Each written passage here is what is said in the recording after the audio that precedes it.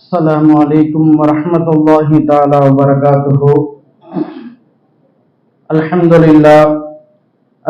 لله رب العالمين والعاقبة للمتقين والصلاة والسلام على سيدنا محمد أشرف المرسلين وعلى آله وأصحابه أجمعين. أما بعد، فقد قال الله تعالى في القرآن العظيم والفرقان المجيد: أعوذ بالله من الشيطان الرجيم بفضل بسم الله الرحمن الرحيم.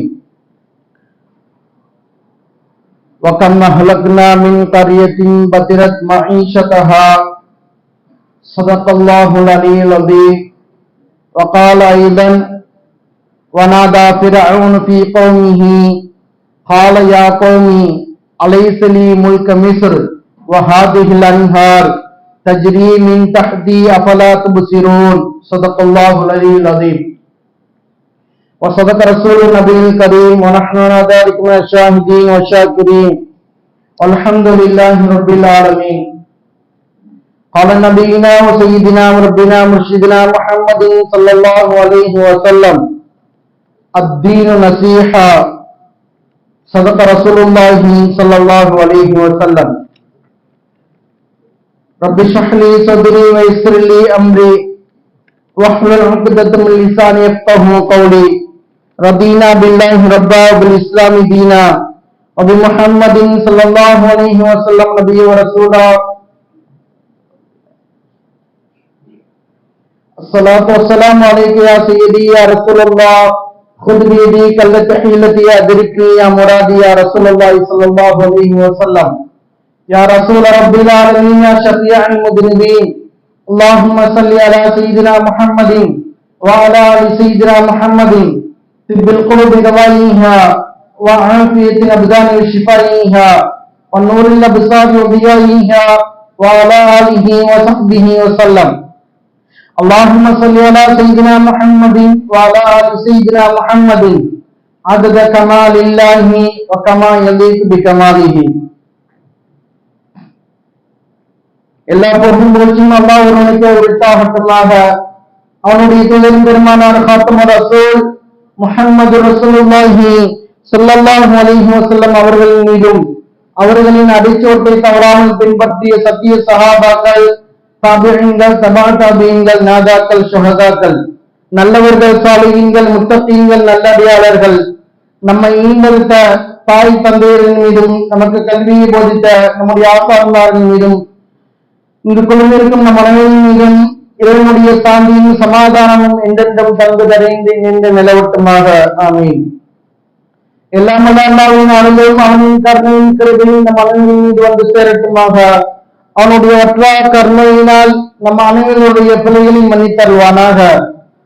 யார் யாரெல்லாம் கடனாலும் நோயினொடியினாலும் கஷ்டப்பட்டுக் கொண்டிருக்கின்றார்களோ அவர்களுக்கு அல்லாஹ் ரப்பல் ஆலமீன் கடன் இல்லாத வாழ்க்கையும் பரிபூர்ணமான உடல் ஆரோக்கியத்தையும் ஆரோக்கியத்தையும் கடைசி வரைக்கும் நெற்றியை சுஜூதில் வைத்து இறைவனுடைய இபாதத்தில் குறைவில்லாமல் செய்யக்கூடிய உடல் சக்தியும் நம் அனைவருக்கும் தந்தரப்படுவானாக.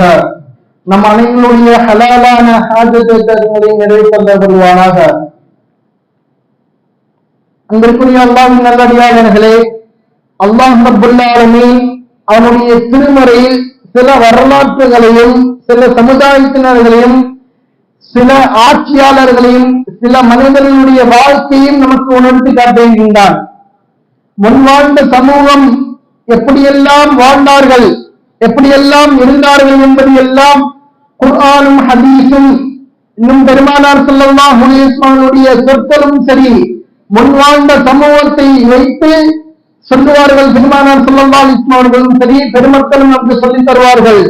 என் உம்மத்தினர்களே, நீங்கள் உணர்ந்து கொண்டு வாழுங்கள், உலகத்தில் வாழ்கின்ற பொழுது பணிவோடு வாழுங்கள் என்பதாக சொல்லி காட்டுவார்கள். ஒரு மனிதன் வாழ்க்கை எப்படி அமைத்துக் கொண்டு வாழ வேண்டும், அதாவது ஆட்சியாளர்கள் எப்படி இருக்க வேண்டும், தனி மனித வாழ்க்கை எப்படி இருக்க வேண்டும் என்பதை எல்லாம் நமக்கு உணர்த்தி காட்டியிருக்கின்றார்கள். நீ இப்படி வாழ்ந்தால் உனக்கு இன்னென்ன பாக்கியங்களையும் அந்தஸ்துகளையும் கொடுப்பேன் என்று அல்லாஹ் ரப்பல் ஆலமீன் சொல்லுவான். அப்படி அல்லாமல் நீ நான் சொன்ன கட்டளைகளுக்கெல்லாம் நான் சொன்ன வார்த்தைகளுக்கெல்லாம் நீ கட்டுப்படாமல் அதற்கு நீ மாறு செய்து வாழ்ந்தால் உனக்கு தண்டனையை கொடுப்பேன் என்பதாக அல்லாஹ் ரப்பல் ஆலமீன் தன் திருமறையின் மூலமா நமக்கு உணர்த்தி காட்டுவார். குர்ஆன் நமக்கு உணர்த்தி காட்டக்கூடிய செய்தி, நம்முடைய வாழ்க்கையில் யாராக இருந்தாலும் சரி, எப்பொழுதும் சரி, வார்த்தையில் மாத்திரம் ஆணவம் இருக்கக்கூடாது என்பார்கள். ஆணவம் என்பது இரண்டு விதத்தில் சொல்லி காட்டுவார்கள். ஆட்சிக்கு வந்த பின்பு, பதவிக்கு வந்த பின்பு ஆணவம் வெளிப்படும். இரண்டாவதாக சொல்வார்கள், வார்த்தைக்கு பின்னாடி நான் பொறுப்பெடுக்க வந்தால் இன்னென்ன காரியங்கள் எல்லாம் செயல்படுத்துவேன், எப்படி எப்படி எல்லாம் செயல்படுத்துவேன், வழிநடத்துவேன் என்று சொல்வார்கள். ஆக இப்படியெல்லாம் ஆணவம் வெளிப்படும் என்பதாக நமக்கு உணர்த்தி காட்டுவார்கள். ஃபிரௌன் என்பவன் எப்படியெல்லாம் வாழ்ந்தான், அதிகாரம் செலுத்தினான், அவனுடைய ஆட்டம் அதிகாரம் எல்லாம் ஆழ்கடலில் முடிந்தது என்பதாக நமக்கு தெரியும். அல்லாஹ் ரப்பல் ஆலமீன் தன் திருமணியின் மூலமாக குறிப்பிட்டு காட்டுவான், உன்னுடைய உடலை நாம் பாதுகாப்பேன் என்பதாக தன் திருமறையின் மூலமாக குறிப்பிட்டு காட்டுகின்றான். ஃபிரௌன் என்பவன் தன்னுடைய சமூகத்தாளர்களை எல்லாம் அழைப்பான். அனைத்து மக்களையும் அழைத்து சொல்லுவான், அலைசலி முழுக்க மிஸ்ர், அலைசலி முழுக்க மிஸ்ர், இந்த மிஸ்ர் தேசம் எனக்கு சொந்தம் இல்லையா என்று சொன்னது மாத்திரமல்லாமல், நான் என்ன சொல்கின்றேனோ அதுதான் கட்டளை, என்னுடைய சொல்லுக்கும் கட்டளைக்கும் யாரும் மீற முடியாது என்பதாக தான் பெருமையின் மூலியமாக ஆணவத்தால் வார்த்தையை வெளிப்படுத்தினார் என்பதாக சொல்லி காட்டுவார்கள். கடைசியில் அந்த ஆணவத்தினுடைய வெளிப்பாடு அவனை நீரில் மூழ்கடித்தது என்பதாக சொல்லி காட்டுவார்கள். அவனுக்கு அல்லாஹ் ரப்பல் ஆலமீன் அழிவை கொடுத்தான் என்பதாக சொல்வார்கள். துப்பவுல் ஹில்ல் என்ற ஒரு மன்னர் இருந்தான். அவன் மக்காவிற்கு வருகின்றான். மன்னர் என்று ஆணவத்தின் மூலியமாக, பெருமையின் மூலியமாக மக்காவிற்கு உள்ளே வருகின்ற பொழுது அவன் நினைக்கின்றான், நான் மன்னர் வருகின்றேன், எல்லா நபர்களும் எனக்கு சந்தை செய்ய வேண்டும், என்னை கண்ணியப்படுத்த வேண்டும், என்னை போற்ற வேண்டும், மரியாதை செலுத்த வேண்டும் எல்லாம் நினைத்து அவன் மக்காவிற்கு உள்ளே வருகின்றான். ஆனால் அவனுக்கு யாரும் கண்ணியம் செலுத்தவில்லை, அவனை யாரும் போற்றவும் படவில்லை. அப்படி இருக்கின்ற பொழுது, மரியாதை கொடுக்காமல் இருக்கின்ற பொழுது அவன் நினைக்கின்றான், இரவில் அவன் நினைக்கின்றான், தூங்குவதற்கு முன்பாக இந்த ஹரம் ஷரீஃப் இருக்கின்ற காரணத்தினால்தான், பைத்துல்லா இருக்கின்ற காரணத்தினால்தான் மக்கள், மக்காவாசிகள் எல்லாம் நமக்கு மரியாதை செலுத்தாமல் இருக்கின்றார்கள். நாளை அதிகாலையில் இந்த ஹரம் ஷரீஃபை இடித்து விடுவோம் என்று அவன் நினைக்கின்றான். நினைத்துவிட்டு அவன் இரவில் உறங்குகின்றான். மறுநாள் காலையில் எழுகின்ற பொழுது அவனுடைய நினைப்பின் வெளிப்பாட்டால், அவனுடைய ஆணவத்தின் பெருமையின் வெளிப்பாட்டால் அல்லாஹ் ரப்பல் ஆலமீன் அவனுடைய காதுகளில் இருந்து, மூக்கில் இருந்தும் சிறி வந்து வைத்தான் என்பதாக சொல்லி காட்டுவார்கள். அவனுடைய பட்டாளங்களை எல்லாம் அழைத்து கேட்பான். வேதத்தை கற்ற மார்க்க மாமதிகள் எல்லாம் அந்த கூட்டத்தில் இருந்தார்கள், அறிஞர்கள் எல்லாம் வந்திருந்தார்கள்.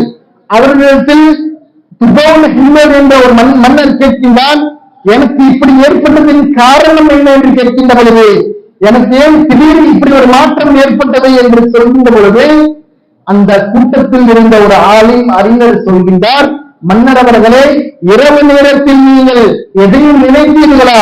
இறைவனுக்கு மாற்றமான எதையும் நினைத்தீர்களா?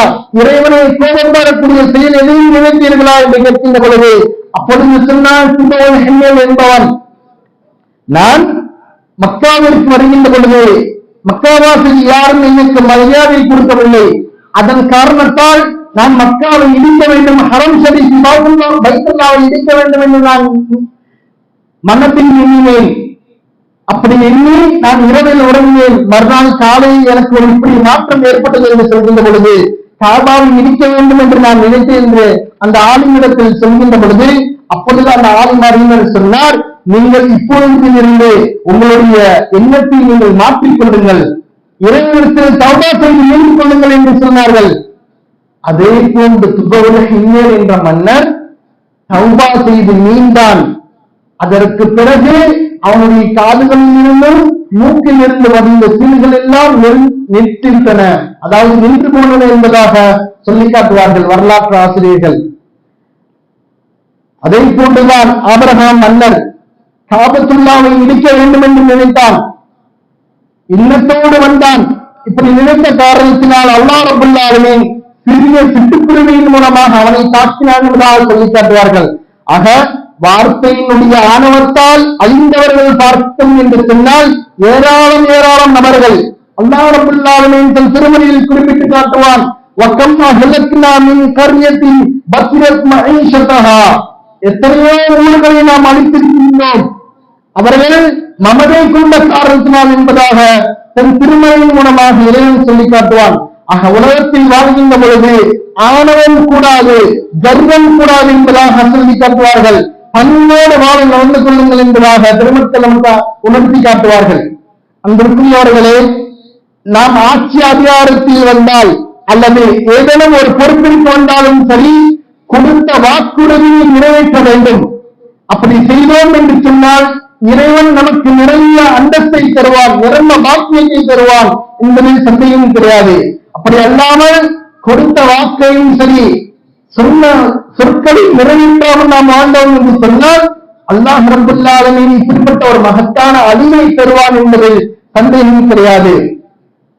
அல்லாஹ் ரப்பல் ஆலமீன் சையதுனா ஆதம் அலைஹிஸ்ஸலாத்து வஸ்ஸலாம் அவர்களுக்கு மலக்குமார்களை எல்லாம் சுஜூது செய்ய வைத்தார்.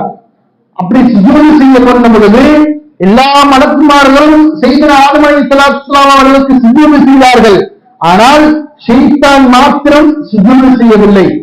ஷைத்தான் சொன்னான், ஹாலான கைரும் மின்ஹு خلقتني من نار وخلقته من طين, நான் நெருப்பினால் படைக்கப்பட்டவன். ஆணவத்தின் வெளிப்பாட்டால் அவன் சொன்ன வார்த்தை, நான் நெருப்பினால் படைக்கப்பட்டவன், மாறாக அவர் களிமண்ணினால் படைக்கப்பட்டவர் என்று சொல்லி தன்னை பெருமை அடித்த காரணத்தினால் அல்லாஹ் ரப்பல் ஆலமீன் அவனை ஒதுக்கினான் என்பதாக வரலாற்று சொல்லி காட்டுவார்கள்.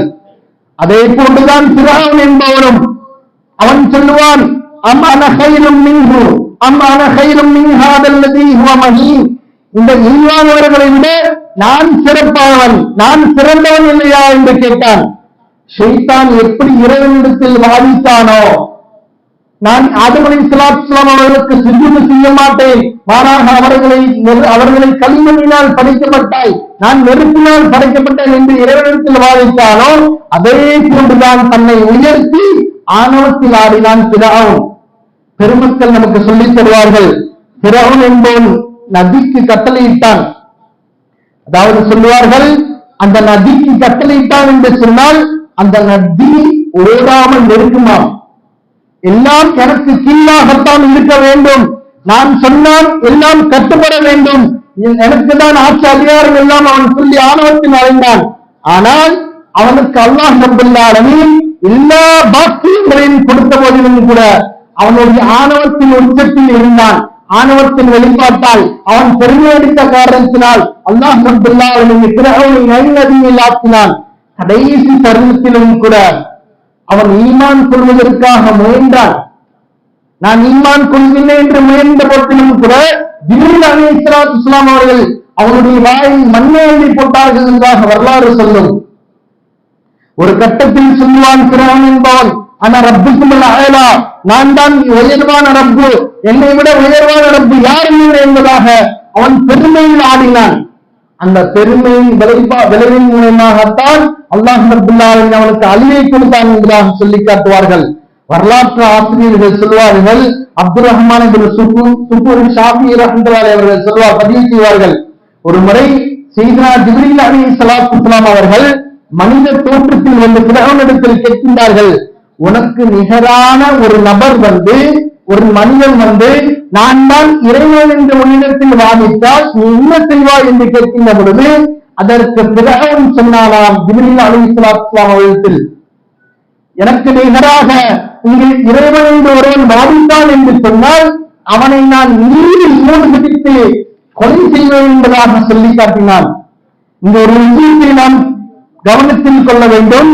தனக்கு நிகராக ஒருவன் இறைவன் என்று சொன்னால் அவனை நீரில் மூழ்கடிப்பேன், நீரில் மூழ்கடித்து அவனை கொலை செய்வேன் என்று ஃபிரௌன் சொன்னான். அப்படியானால் ஆட்சியாளர்களுக்கெல்லாம் அதிபதியான இறைவனுக்கு முன்னால் நான் தான் இறைவன், என்னை விட உயர்ந்தவன் யாரும் கிடையாது என்று ஆணவத்தின் வெளிப்பாட்டால் அவன் சொன்னான் என்று சொன்னால் அல்லாஹ் ரப்பல் ஆலமீன் அவனுக்கு நிச்சயம் அழிவை கொடுப்பான் என்பதில் சந்தேகம் கிடையாது. ஹஜ்ஜாஜ் இப்னு யூசுப் என்பவன், யூசுப் என்பது நம்ம எல்லாம் கேட்டிருப்போம் வரலாற்றின் மூலியமாக, அவன் ஆலிம்களை எல்லாம் கொன்று குவித்தான், உலமாக்களை எல்லாம் கொன்று குவித்தான்.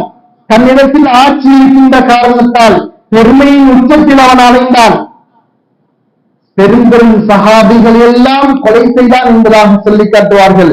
சையதுனா ஜுபைர் இப்னு அவ்வாம் ரலியல்லாஹு தஆலா அவர்களை கைதியாக பிடித்தது மாத்திரமல்லாமல் அவர்களை கொலை செய்ய வேண்டும் என்று தனக்கு முன்னால் நிப்பாட்டுகின்ற பொழுது அப்பொழுது ஜுபைர் இப்னு அவ்வாம் ரலியல்லாஹு தஆலா அவர்கள் சொன்னார்கள், என்னை கொல்வதற்கு முன்பாக நான் சில காரியங்களை உன்னிடத்தில் முறையாக வைக்கின்றேன், முன்னிறுத்துகின்றேன், அதற்கு நீ எனக்கு உதவி செய்வாயாக என்று சொல்கின்ற பொழுது இன்ன சொல் என்று சொன்னான்.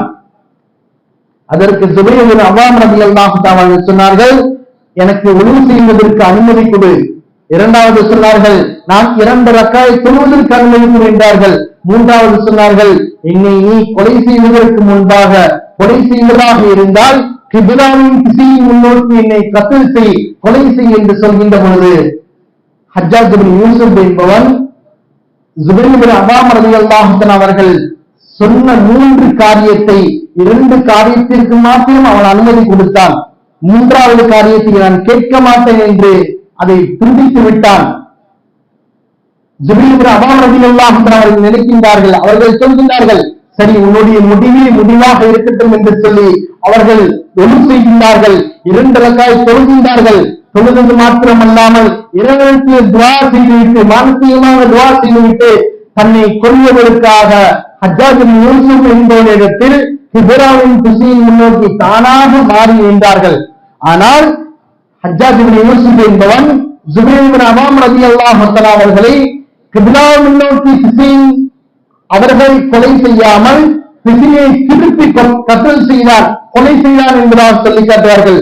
கொலை செய்தது மாத்திரமல்லாமல் அவன் அதற்கு பின்புதான் நினைத்தான், ஜுபைர் இப்னு அவ்வாம் ரலியல்லாஹு தஆலா அவர்களுடைய சொல்லை நான் கேட்காமல் விட்டுவிட்டோமே, அன்றிலிருந்துதான் அவனுக்கு பெரும் கவலைகளையும் கஷ்டத்தையும் அல்லாஹ் ரப்பல் ஆலமீன் கொடுத்தான் என்பதாக சொல்லி காட்டுவார்கள். அவன் நினைக்கின்றான், பெருமானார் ஸல்லல்லாஹு அலைஹி வஸல்லம் அவர்களுடைய குடும்பத்தை சார்ந்த ஒரு நபரை நான் கொன்று விட்டோமே, இப்படி கொடூரமாக கொலை செய்து விட்டோமே என்று சொல்லி அவன் கவலையில் இருக்கின்றான். ஆனால் அவன் கொலை செய்த பின்பு ஜுபைர் இப்னு அவ்வாம் ரலியல்லாஹு தஆலா அவர்களுடைய தலை தானாக கிபிலாவின் திசையில் முன்னோக்கின்றது என்பதாக வரலாற்று ஆசிரியர்கள் சொல்வார்கள்.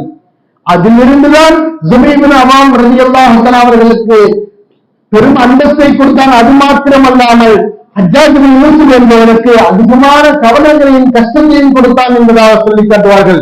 அல்லாஹ் ரப்பல் ஆலமீன் அவனுக்கு எப்படிப்பட்ட நோயை கொடுத்தான் என்று பார்க்கின்ற பொழுது சொல்லுவார்கள் பெருமக்கள், அல்லாஹ் ரப்பல் ஆலமீன் அவனுக்கு கடுமையான ஒரு குளிரை கொடுத்தான். கடுமையான குளிரை கொடுத்த போதிலும் கூட அவன் எத்தனை போர்வைகளை தன்னிடத்தில் போர்த்தினாலும் கூட அவனை விட்டு அந்த குளிர் அடங்கவில்லை. அவன் சொல்கின்றான், எனக்காக நெருப்பு மூட்டுங்கள் என்று சொல்கின்றார். அவனுடைய பட்டாளங்கள் எல்லாம் நெருப்பு மூட்டுகின்றன. அந்த நெருப்பு எரிகின்றவர்களும் கூட அவனுடைய குளிர் அடங்கவில்லை. மாறாக கடுமையான குளிரை அல்லாஹ் ரப்பல் ஆலமீன் அவனுக்கு கொடுத்தான். அது மாத்திரமல்ல, அந்த நெருப்பின் மூலியமாக அவனுடைய உடலில் நெருப்பு பட்டது. அதன் மூலியமாக அவனுக்கு அதிகமாக சூடு ஏற்பட்டது. அந்த சூடின் மூலியமாகவும் கூட அல்லாஹ் ரப்பல் ஆலமீன் அவனுடைய குளிரை போக்கவில்லை என்பதாக சொல்லி காட்டுவார்கள். அவன் சொல்கின்றான், ஹசன் பஸ்ரி ரஹ்மத்துல்லாஹி அவர்களை அழையுங்கள், அவர்களுக்கு நான் கேட்க வேண்டும் என்று சொல்லி அழைக்கின்றான். ஹசன் பஸ்ரி ரஹ்மத்துல்லாஹி அவர்கள் அழைத்து வரப்படுகின்றது. அவர்கள் சொல்கின்றான், நான் இப்படி ஒரு காரியம் செய்துவிட்டேன், எனக்கு இப்படி ஒரு நிலைமை ஏற்பட்டுவிட்டது, என்னை போன்ற நிலைமை யாருக்கும் ஏற்படக்கூடாது என்று சொல்லி அவன் கேட்கின்ற ஒரு காரணம் கேட்கின்ற பொழுது ஹசன் பஸ்ரி ரஹ்மத்துல்லாஹி அவர்கள் சொல்கின்றார்கள், நல்லவர்களுடைய விஷயத்தில் தலையிடாது என்று நான் சொன்னேன், அடுத்தவர்களுக்கு இடைவெளி கொடுக்காது என்று நான் சொன்னேன். ஆனால் என்னுடைய பேச்சுக்கு எல்லாம் நீ கட்டுப்படவில்லை, என்னுடைய பேச்சுக்களில் என்னுடைய வார்த்தைகள் எல்லாம் நீ கேட்காமல் ஆணவத்தில் உச்சாவில் இருந்தாய், ஆணவத்தில் உச்சியில் இருந்தாய். பெருமையை அடித்த காரணத்தினால் பெருமானார் ஸல்லல்லாஹு அலைஹி வஸல்லம் குடும்பத்தாரை சார்ந்த ஜுபைர் பின் அவ்வாம் ரலியல்லாஹு தஆலா அவர்களை நீ கொண்டாய். அதன் காரணம் மூலியமாகத்தான் அல்லாஹ் ரப்பல் ஆலமீன் இப்படிப்பட்ட ஒரு பெரும் இழிவை கொடுக்கின்றான், நோயை கொடுத்தான் என்பதாக ஜுபைர் அதாவது ஹஸன் பஸ்ரி ரஹ்மத்துல்லாஹி அலைஹி சொன்னார்கள் என்றால் வரலாற்று ஆசிரியர்கள் சொல்லி காட்டுவார்கள். அவன் 40 நாளாக அந்த குளிரின் தாக்கத்தை தாங்க முடியாமல் அதிலே அவன் வஃபாத்தானான் என்பதாக வரலாற்று ஆசிரியர்கள் சொல்லி காட்டுவார்கள். ஆக நம்மால் பிற மக்களுக்கு உபகாரம் இருக்க வேண்டுமே தவிர உபத்திரம் செய்யக்கூடாது. நாம் பிற மக்களுக்கு உதவி செய்ய வேண்டுமே தவிர கிடவையும் செய்ய அவர்களுக்கு அனுமதியும் நினைக்கக்கூடாது.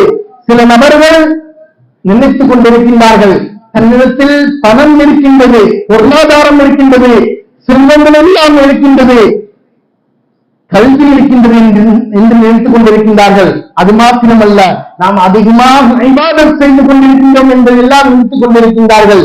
தனக்கு பிடிக்கவில்லை என்று சொன்னால், தனக்கு ஒரு நபர் கட்டுப்படவில்லை என்று சொன்னால் அவர்களை பணியில் இருந்து தூக்குவதற்கும் கூட காரணமாக இருக்கின்றார்கள் சில நபர்கள். ஆக இப்படி இருந்தோம் என்று சொன்னால் அவர்களுடைய கடைசி முடிவு காலம் இழிவானதாகத்தான் அல்லாஹ் ரப்பல் ஆலமீன் ஆக்குவான் என்பதில் எந்த சந்தேகமும் கிடையாது. அல்லாஹ் ரப்பல் ஆலமீன் இப்படிப்பட்ட துர்பாக்கியவான்களை விட்டு நம் அனைவரையும் பாதுகாத்து தருவானாக.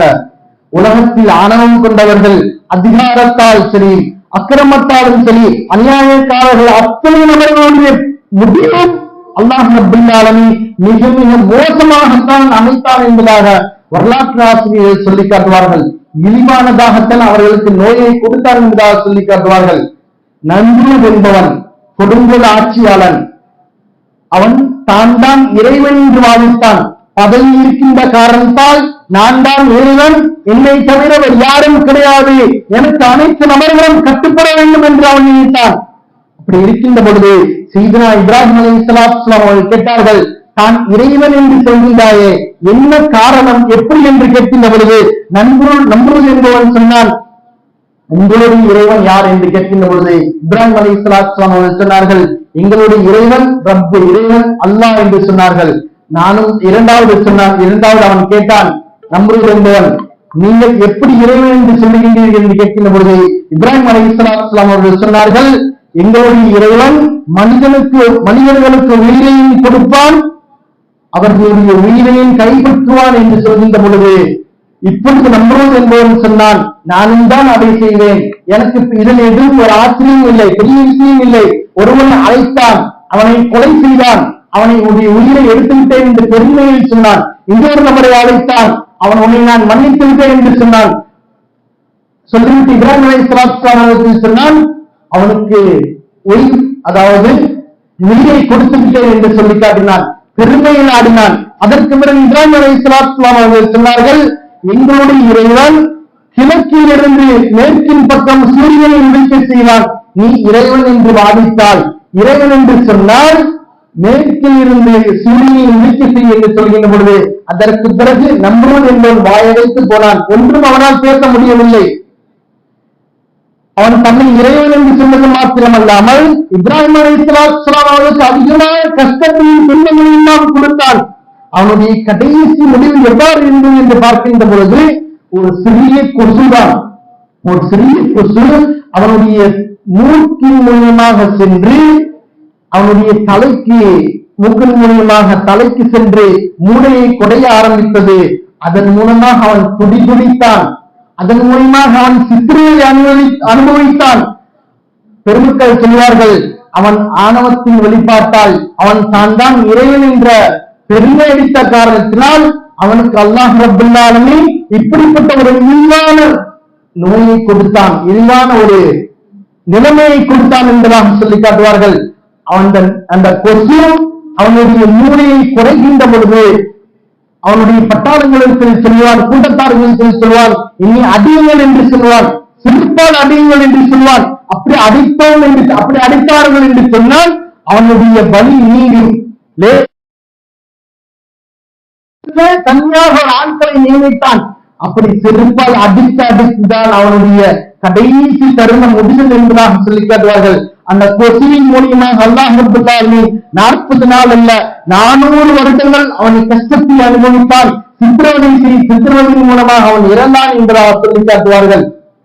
பெருமக்கள் சொல்லுவார்கள், உலகத்தில் நீ வாழ்கின்ற பொழுது தமிழகத்தில் கல்வி, செல்வம், பொருளாதாரம், ஆட்சி அதிகாரம் இருக்கின்ற இன்னும் அதிகாரத்தில் அதிகமாக இபாதத் செய்து விட்டோம் என்று பெருமை கொள்ளாதே என்று சொல்லி காட்டுவார்கள். அடிக்கடி அதாவது உலகத்தில் வாழ்கின்ற பொழுது பணிவோடு வாழ கற்றுக்கொள்ளுங்கள் சொல்லி காட்டுவார்கள்.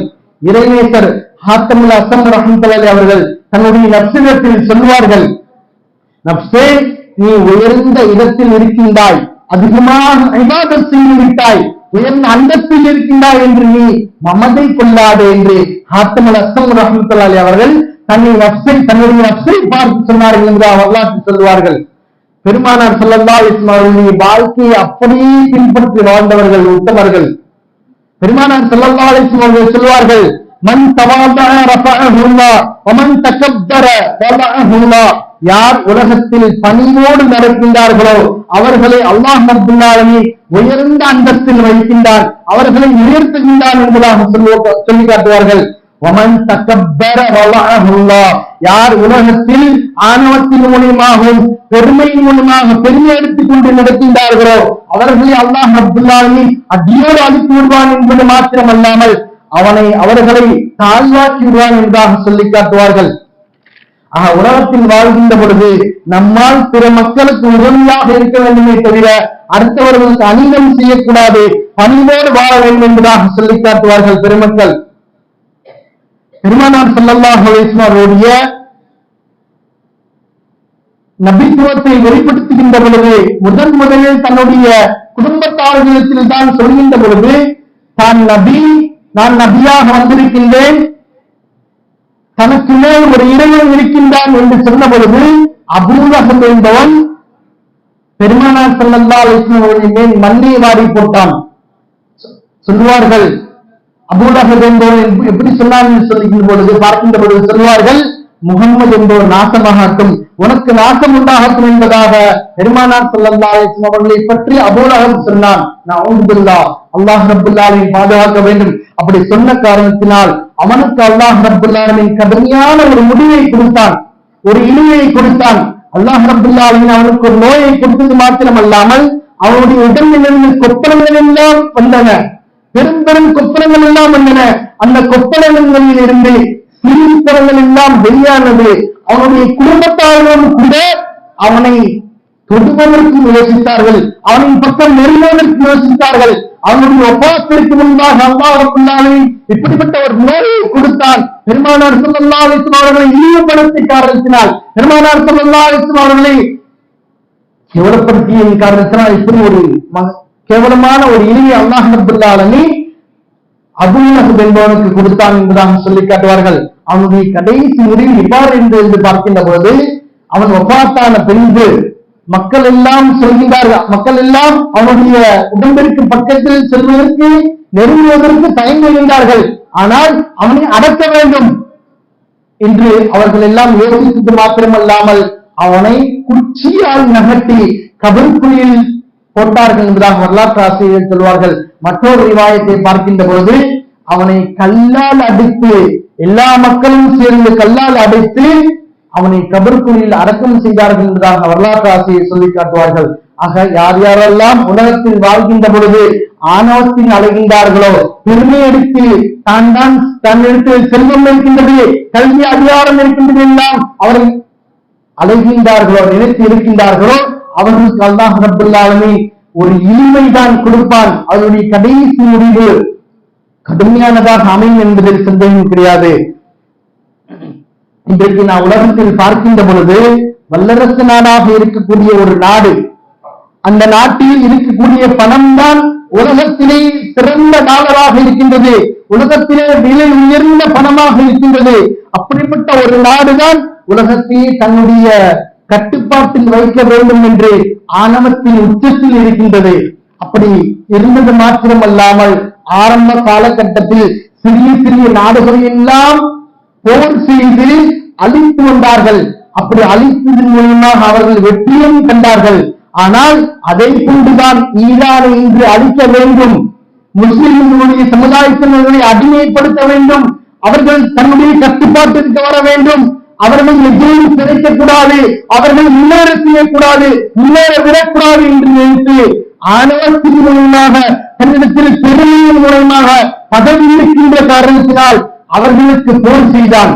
ஈரான் நாட்டிற்கு அழிவை கொடுத்தான். ஆனால் அது ஈரான் நாட்டிற்கான அழிவு அல்ல, ஈரான் நாட்டிற்கான கொடுத்தாடி அல்ல, மாறாக தனக்கு தாமே ஏற்படுத்திக் கொண்ட அழிவின் அடி என்பதாக அல்லாஹ் ரப்பல் ஆலமீன் உணர்த்தி காட்டினான். இந்த அளவிலும் கூட அல்லாஹ் ரப்பல் ஆலமீன் அவர்களுடைய பொருளாதாரத்தில் கடுமையான ஒரு இழிவை கொடுத்திருக்கின்றார், கடுமையான சோதனையை கொடுத்திருக்கின்றார். அல்லாஹ் ரப்பல் ஆலமீன் முஸ்லிம் மக்களை பாதுகாத்து தருவானாக. பலஸ்தீன் மக்களை அதிகமாக அவர்கள் பாதித்தார்கள், அதாவது கொடுமை செய்தியை சித்திரவதை செய்தார்கள் இஸ்ரேல் என்பவர்கள். அந்த இஸ்ரேலர்களுக்கும் கூட அல்லாஹ் ரப்பல் ஆலமீன் அழிவை கொடுப்பான். அந்த இஸ்ரேலர்களுடைய கூட்டத்தில் சேர்ந்தவர்கள் தான் யூதர்களும். அந்த யூதர்களும் முஸ்லிம் மக்களை அடிமைப்படுத்த வேண்டும், அவர்களை முன்னேறவிடக் கூடாது, அவர்களுடைய நாட்டில் இருந்து எந்த பொருளாதாரமும் இருக்கக்கூடாது, அதை அனைத்தையும் சேதப்படுத்த வேண்டும் என்று நினைத்து ஆக்ரோஷத்தின் உச்சத்தில் இருக்கின்றார்கள். ஆனால் அல்லாஹ் ரப்பல் ஆலமீன் அந்த பதவியின் மூலமாக அல்லாஹ் ரப்பல் ஆலமீன் அவர்களுக்கு கடுமையான ஒரு சோதனையை கொடுப்பான். முஸ்லிம் மக்களை அல்லாஹ் ரப்பல் ஆலமீன் பாதுகாப்பான். முஸ்லிம் மக்களுக்கு அல்லாஹ் ரப்பல் ஆலமீன் வெற்றியை கொடுப்பானாக. நாம் அதிகமாக அவர்களுக்காக துஆ செய்ய வேண்டும். அல்லாஹ் ரப்பல் ஆலமீன் தன் திருமறையில் சொல்லி காட்டுவான், வலா தஹ்சபன்னல்லாஹ காஃபிலன் அம்மா யஅமலுல் ஸாலிமூன். உலகத்தில் அநியாயம் செய்யக்கூடியவர்களை பார்த்து அல்லாஹ் ரப்பல் ஆலமீன் கண்டும் காணாமல் இருக்கின்றான் என்பது மாத்திரம் நீங்கள் நினைத்துக் கொள்ளாதீர்கள். என்றைக்காவது ஒரு நாள் அல்லாஹ் ரப்பல் ஆலமீன் அவர்களுக்கு அழிவை கொடுப்பான் என்பதில் சந்தேகம் கிடையாது. அப்படிப்பட்ட அழிவை அல்லாஹ் ரப்பல் ஆலமீன் அந்த உயர்ந்த நாட்டிற்கு கொடுத்தருவானாக. முஸ்லிம்களுக்கு அல்லாஹ் ரப்பல் ஆலமீன் வெற்றியை கொடுத்தருவானாக. உலகத்தில் வாழ்கின்ற பொழுது ஆணவத்தை விட்டும் கற்புரிமையை விட்டும் அதிகாரத்தை விட்டும் அல்லாஹ் ரப்பல் ஆலமீன் நம் மனதை பாதுகாத்து தருவானாக.